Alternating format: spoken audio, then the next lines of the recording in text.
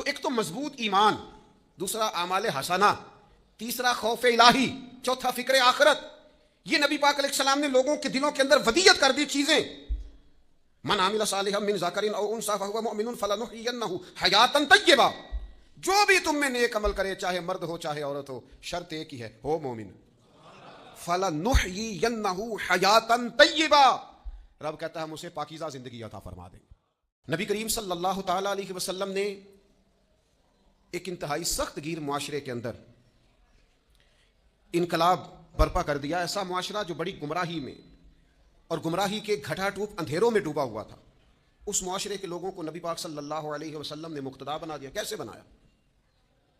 3 چیزیں، اور اگر کوئی زیادہ فوکس کرے گا تو زیادہ سے زیادہ 4 چیزیں حضور نے معاشرے میں پیدا کر دی، اور معاشرہ مقتدا اور پیشوا لوگوں کا معاشرہ بن گیا، صالحین کا معاشرہ. کیا چیزیں حضور نے پیدا کی؟ ایک تو نبی پاک نے مضبوط ایمان دیا لوگوں کو. وبالآخرۃ ہم یوقنون، آخرت پر ان کا یقین کامل بنا دیا. مرنا ہے، اللہ کے حضور حاضر ہونا ہے، زندگی عارضی ہے. والآخرۃ خیر وابقیٰ، آخرت بہتر ہے اور ہمیشہ رہنے والی ہے. تو نبی پاک علیہ السلام نے مضبوط ایمان لوگوں کے دلوں میں پیدا کیا، اور پھر ساتھ حضور نے انہیں عمل صالح کی طرف مائل کیا. انہیں کہا گیا کہ تم نے نیک اعمال کرنے، تمہارے ستھرے اعمال ہوں، تمہاری طبیعت پاکیزہ ہو. تم سارے دن اپنی ذات کے لیے سیاست نہ کرو، بلکہ پاکیزہ روش، پاکیزہ سوچ، اعمال حسنہ، آخرت کی تیاری، قبر و حشر کی بہتری کے لیے اعمال. اور تیسرا، نبی پاک علیہ الصلوۃ نے لوگوں کے دلوں میں خوف الہی پیدا کر دیا. اور چوتھا، حضور نے انہیں فکر آخرت سے آشکار کیا. ان کو اپنے گھر کی، بچوں کی، روزی کی، رزق کی، مستقبل کی اتنی فکر نہیں تھی جتنی اپنی آخرت کی فکر تھی. خوف الہی اور فکر آخرت اتنی بڑی 2 اہم چیزیں ہیں جو انسان کو طاقتور کر دیتی. اور اگر یہ دونوں چیزیں موجود نہ ہوں تو بڑے دینی کام کرنے والے بھی دنیا دار ہوتے ہیں.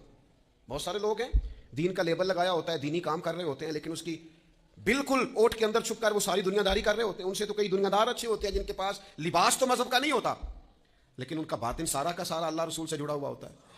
تو ایک تو مضبوط ایمان، دوسرا اعمال حسنہ، تیسرا خوف الہی، چوتھا فکر آخرت. یہ نبی پاک علیہ السلام نے لوگوں کے دلوں کے اندر ودیت کر دی چیزیں. من عمل صالحا من ذکر او انثی فهو مؤمن فلنحيينه حیاتا طیبہ. جو بھی تم میں نیک عمل کرے، چاہے مرد ہو چاہے عورت ہو، شرط ایک ہی ہے، ہو مومن. فلنحيينه حیاتا طیبہ. رب کہتا ہے ہم اسے پاکیزہ زندگی عطا فرما دیں گے.